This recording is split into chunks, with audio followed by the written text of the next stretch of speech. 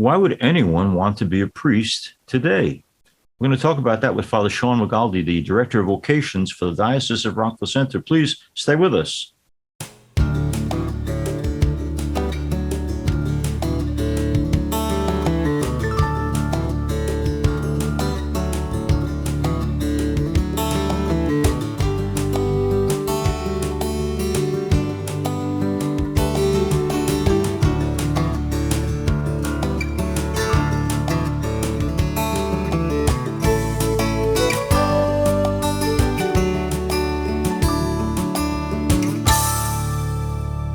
Hello and welcome to Personally Speaking. I'm your host, Monsignor Jim Lisante, and Father Sean Magaldi joins me now.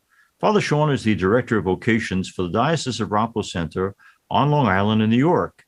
He's a graduate of Chaminade High School, again on Long Island, New York, and has studied film and video production at Adelphi University.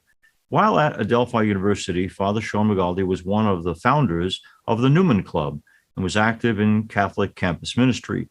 After graduating from Adelphi in 2009, Father Sean became a Catholic campus minister at Hofstra University. It was while at Hofstra University that he realized his love for priestly ministry, and he entered the seminary after a year. In 2005, Father Sean Magaldi was ordained a priest for the Diocese of Rockville Center in New York. Father Sean is here with us today to talk about his discernment and how best to help increase vocations. Joining me now, I'm so pleased to welcome to Personally Speaking, Father Sean Magaldi. We're here with Sean Magaldi, who is the Director of Vocations for the Diocese of Rockville Center. Sean, I'm always intrigued when someone takes on that job, or any young priest coming to the priesthood, on the faith background. In your family, was it an intensive religious family? Was it a moderately intensive family?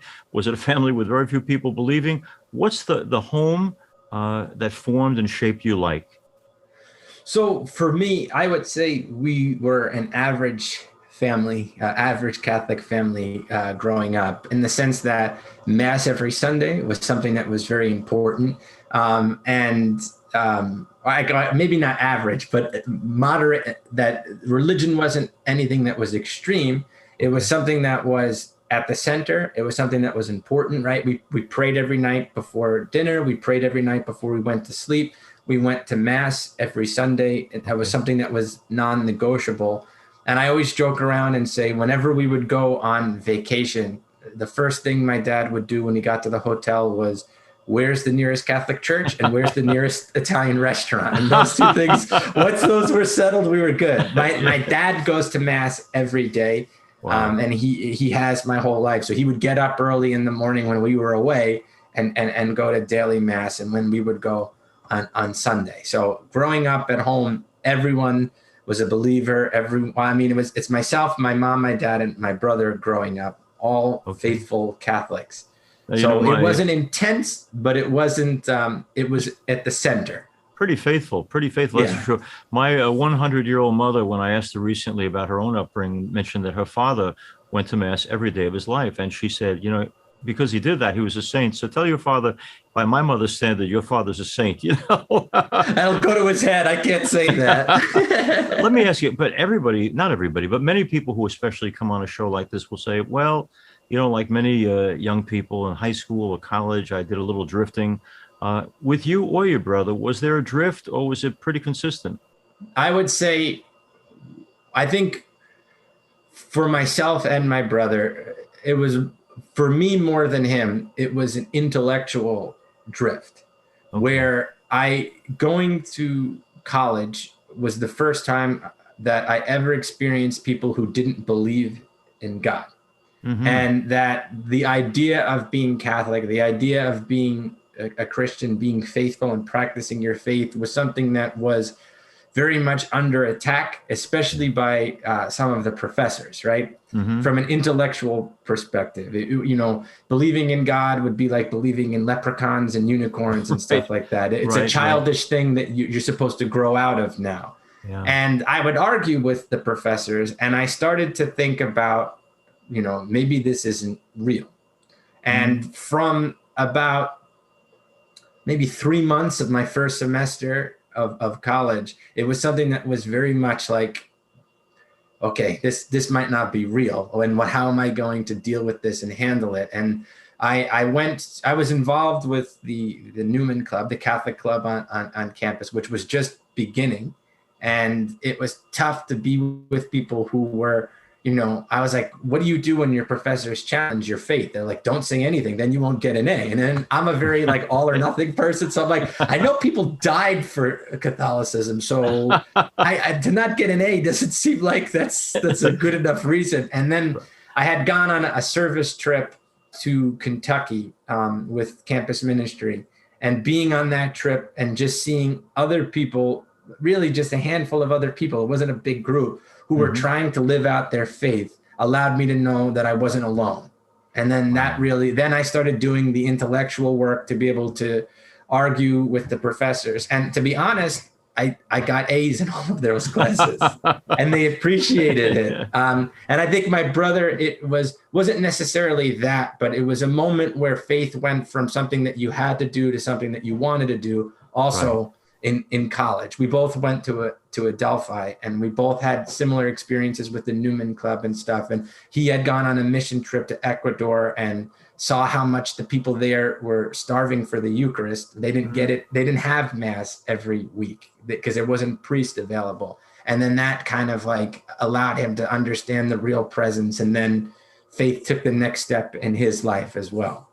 Father Sean Magaldi is our guest. Sean, I guess I'm wondering because what you just said, I've heard from so many parents and grandparents about their concern when they send their kids off to college. Did you get any insight? I know this is a hard one to evaluate. Why a professor would feel the need to promote a lack of faith? I think that one of the things that we see in our culture today is, and in philosophy, is that this attachment to the material world. If I can't test it, if I can't see it, if I can't feel it, then it's not real. And that intellectuals sometimes will focus only on the material.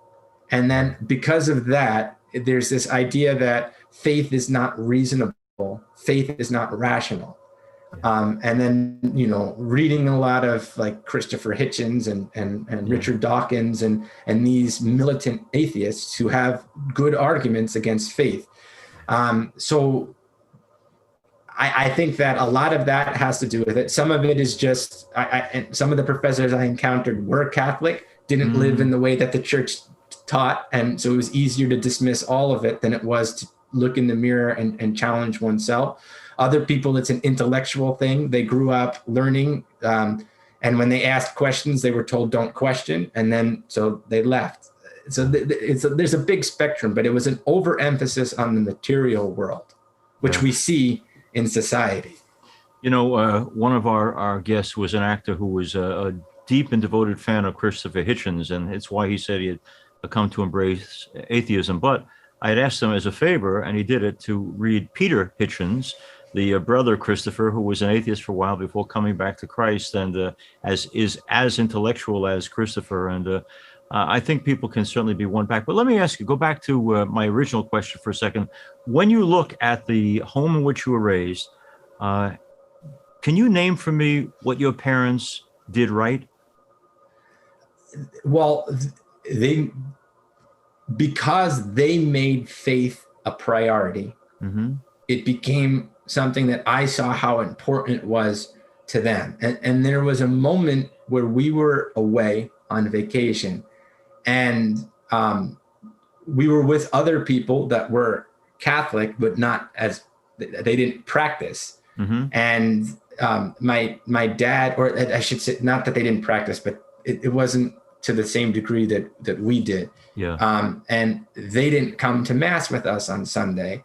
And I was very upset that I had to go as a little kid in Disney. I think we were in Disney. We might have been somewhere else, but it's like, why can't I do what they're doing and sleep in or whatever it was? And my dad just looked and said, this is important. And this is what we do. And I think that was a major part of it. And then the never ending prayers, from both of my parents, the ones that I know about and the ones that I don't know about. Because I remember talking to my mom when I was struggling with my faith in college, talking to my mom recently about that. and Right. how she kind of just said that she went to mass one day during the week and went to Our Lady, lit a candle, and said, "Okay, he's your son too. I know you'll protect him."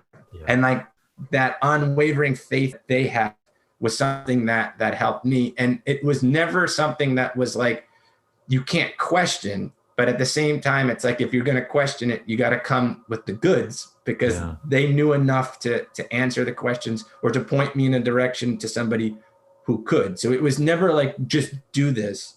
And then their joy of following Christ was Mhm. something that I think you can see in their lives. And then as I got older and realized that they didn't necessarily have as easy of a life as I did growing up, and that they remained faithful through all of that, you see that their faith was tested and they continued to choose God.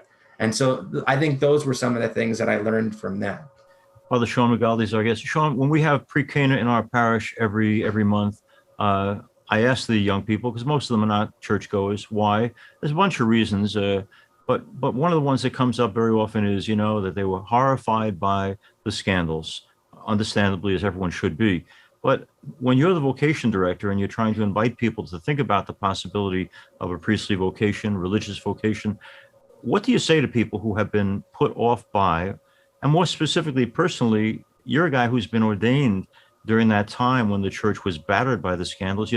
I'm a relic in that I was ordained in the 80s, so we hadn't faced that yet. But you chose to become a priest at some of the worst times in our church's history in terms of the church coping with this thing. So how did you deal with it?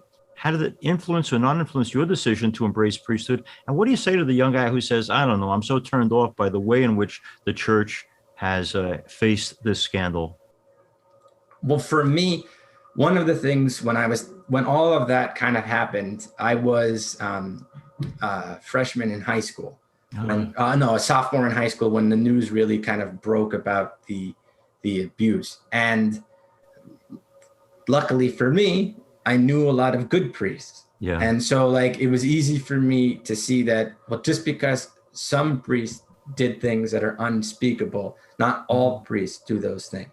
Yeah. So that was one thing. And then going into college, Father Brian Barr was the chaplain there, and he's a very good priest. And I got, knowing him, that was important for me. Being around good priests helped me see that this is a life that you can be happy doing. So one thing that I like to encourage guys is find happy priests. Yeah. And if you can find priests that are happy, then you know that you can be happy. The other thing is that, like, in one sense, scandal in the church is not new, right? Yeah. Read the Yeah. Acts of the Apostles, right? Like we've had problems throughout the whole history of the church. And that's not to excuse the issues. And it's not to say, well, we just dismiss that and we move on. No, we deal with them and we're allowed to be purified by them.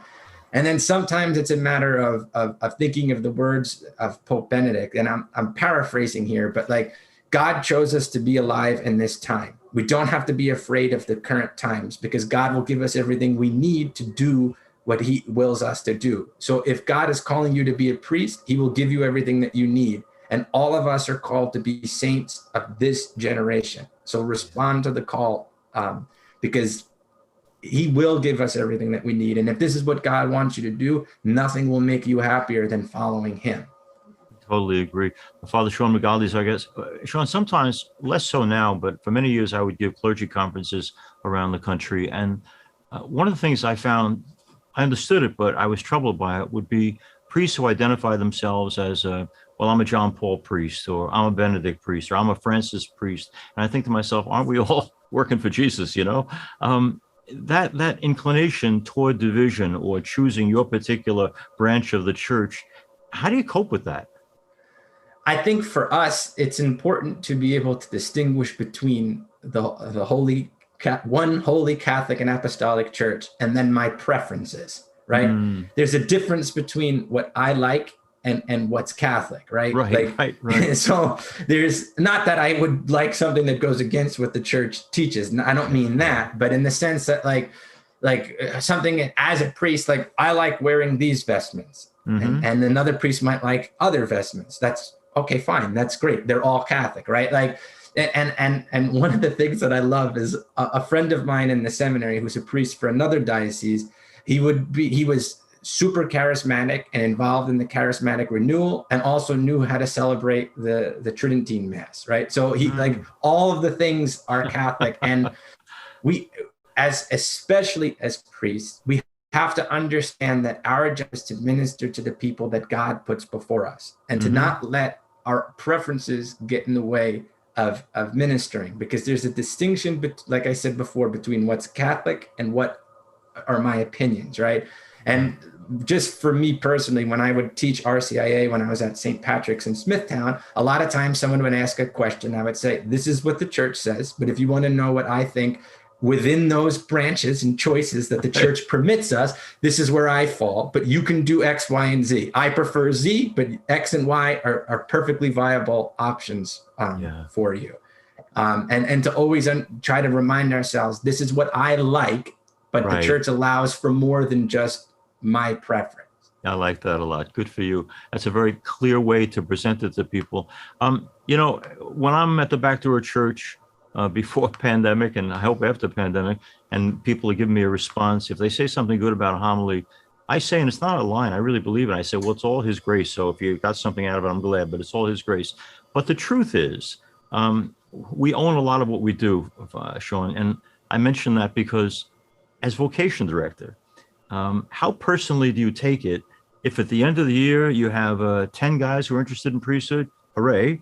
But in a year perhaps where no one has committed to a seminary formation, how do you keep Father Sean Magaldi from saying, I'm a failure because I haven't gotten people, or I'm a success because I have gotten people? What do you do to stay even in a very unpredictable ministry? So I think God has given me the grace, like what you had mentioned before, right? If you say something that people like, and honestly, like today, this happened to me. I celebrated Mass, and they normally have confessions here on Wednesday. I'm still new in the parish that I'm living in right now, and I said, I was like, oh, you don't have to have confessions today, and I said, oh, I'll do it anyway. And then someone came and was like, I was looking for an opportunity to go, so you presented it. So a lot of that is just trust, right? And for me personally, one of the things that doesn't really bother me is the numbers, because I've seen what happens when we let everybody in. So like that doesn't work, right? So God is going to give, if I'm doing everything that I can, God is going to provide. And in those moments where doubt creeps in, or the devil's trying to tempt me to think otherwise, to remember what my identity is as a beloved son of the Father, and how God the Father delights in me, God the Father loves me, and that I don't have to reach a quota to earn his love, right? I don't have to do anything to make him love me. Speaking of NIMBY, I want to talk about NIMBY. Last Sunday on the online Mass that we have in our parish, I talked about NIMBY, and that the Lord at the end of the gospel, is saying there's all these people, but too few shepherds, and about the vocation shortage, so-called. But I mention that because NIMBY, not in my backyard, is something people understand when it comes to a home moving next door that's going to be for special ed kids you don't want, or the wrong kind of neighbors you don't think you want. But I think we've got NIMBY too, in terms of parents say to me, look, I want so badly for our parish to have a young dynamic priest, but just not my son. Or, with smaller families, I've only got a son and a daughter, and frankly, I want grandchildren. And so they very often will not encourage. What do you say to the parent who says, I think we should have priests, I'm pro-priest, I love my priest, but not my son? Yeah, it's something that I encounter more frequently than I wish that I did. And I think that part of that has to do with, some of it has to do with a fear that I don't think my son could be happy doing this. And then it's a reassurance of the fact that God provides. Then it's a matter of, right, like the hierarchy of goods, right?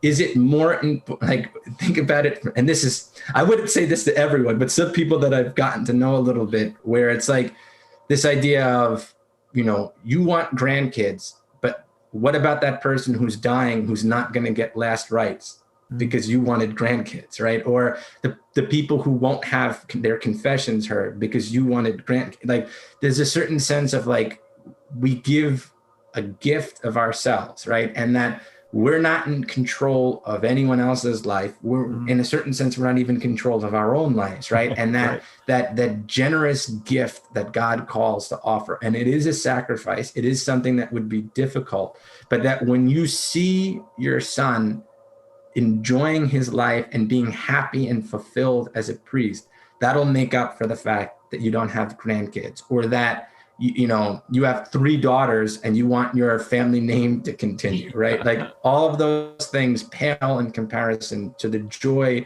that your son can experience as a priest, if that's what God is calling him to. Yeah. My own dad years ago when I entered the seminary would say, if it makes you happy, I'm fine, but I just don't want you to experience the loneliness that I presume you priests must face. And many years later, he'd say to me, you don't look very lonely. I said, no, Dad, it's not a lonely life. And it does raise, though, the issue that I'm sure you must face as a vocation director. By the way, for our listeners and watchers around the world, Father Sean is the vocation director for the Diocese of Rockville Center. But where's Rockville Center? It's on a thing called Long Island, which is 120 miles long, and it extends from New York City out to the end of Montauk Point. But that's where he is. If any of you want to talk to Father Sean, which I'm going to talk to you about at the end. But let's go back for a second to the issue you must get from young and not so young men who are thinking about priesthood. Oh my God, how difficult is it to be a celibate priest? What do you say? I say obedience is a lot harder than celibacy. Isn't that the truth? And I one of the blessings that I have is being a younger priest and having there's a certain sense of, like, as a younger priest, you do things for younger people, right? So you get put in charge of youth ministry, you get put in charge of young adult ministry and things like that. And so, which is good. I like that. And it's not the only thing that I would do, but so you get to meet people who now they're getting married. And like my own brother is only a few years younger than me, 4 years younger than me. He's now married. And spending time with married couples and seeing how they live their life, it becomes more and more clear to me that that's not what God created me to do. Marriage is a beautiful and a wonderful thing, but it's hard, right? And people think the priesthood is so hard. Yeah, in some ways the priesthood is hard, and in other ways it's easy, right? Like at the end of the day, after a long day of meetings or whatever it may be, and mass and confessions and all the things that we do as priests, and I go back to my room and I'm tired and I'm happy and I'm fulfilled, right? Like if I then had like kids that I had to worry about, or a wife that I had to worry about too, then it would be tough. But there's that piece of being able to give our lives, and that gift of self that God calls us to have. And that when we're doing what he asks us to do, then we can see how this is what we were created for. So in my own life, I've had that validation, getting to know married, and I mean happily married couples and couples that I would put on a pedestal as examples for people of faith. Like these are good, happy marriages that I could see that's not what God was asking me to do. And so if you're called to be a priesthood, the celibacy, it's a gift. It's a gift from God, and a gift that we return back to him. I'm going to wrap this pretty soon, but I wanted to tell you that there was a discernment night years ago, and there are a couple of us priests there to talk about people who were thinking about priesthood, and a young guy who has since become a priest, thank God. But he said, how tough is this celibacy thing? And I thought, to be honest with him, I said, it's not easy, certainly, to lack that particular way of living an intimate life. But God gives us the grace to be able to do it. And Monsignor McDonald, famous Jim McDonald, was also there that night. And there I was saying, it's not easy, but you can do it. And then he jumped in and said, I love celibacy. The man was zealous about every aspect of our lives. It was wonderful to be with him, And before we go off today, Father Sean, I wanted to ask you, for folks, this program literally goes around the world. But folks who are thinking that they have an interest, at least, in learning more about the possibility of priesthood, how would they reach you? So I always encourage people, the first thing to do is talk to your parish priest, your pastor, or a priest that you're comfortable with, and having that conversation with them, and just starting there. And then if there is there going to be a follow-up conversation after that, then our website is drvcvocations.com Okay. or .org. I think both will get you there. And that'll bring you to our website, which gives you some of the basic information. And then if you're looking to get more, there's a contact us page and all that kind of stuff. Or if you just go on to drvc.org, which is the diocesan website, and go to the Office of Vocations, all the information is there too. And then you can reach out and send an email, and then we can start a conversation from Beautiful. there. I want to thank Father Sean Magaldi for being with us. As I think anyone listening to a program like this can see and hear, he's a joyous guy. He's got a brain. He's thought it through. His answers are not canned, but rather spontaneously from his heart and mind. A man who has freely chosen to give his life to the service of the church and loves what he's doing, and reflected today, I think, the wondrous part of priestly vocation, that there's not a single day in our lives that goes by where we can't say that the world is a tiny bit better because we chose to accept God's invitation to serve. And where else, in what work can you say, every day I can make a difference for the good? Every day I can help to make this a wonderful life for others. And boy, what a gift, what a grace it is. And you are the embodiment of that in so many ways, Sean. And thank you for that. Father Sean Magaldi, thank you for being with us on Personally Speaking. You're welcome. You're welcome. God bless you, Monsignor. Thank you for having me. As we end today's program, I want to thank you all for being with us. If you have any questions or comments, you can reach me at personallyspeakingpodcast@gmail.com. To go see past episodes of our show, go to YouTube and search under Personally Speaking with Monsignor Jim Lisante. And don't forget to click like and subscribe. Personally Speaking is also available as a podcast on personallyspeakingpodcast.buzzsprout.com. Or for past shows, go to www.closeencountertv.com. And again, click on the radio button at the top of the page. You can also get our shows at www.ollmp.org. And also get a weekly homily from Monsignor Jim. Personally Speaking is also on Facebook at Personally Speaking with Monsignor Jim Lisante. And we're also now on Instagram at Personally Speaking Podcast. Personally Speaking is made possible because of the support of so many of you. Thank you for your help and support. I'm privileged to serve as host and executive producer, Personally Speaking. Our producer is Lisa Jandovitz. Thanks so much for joining us. We'll be with you again next time on Personally Speaking.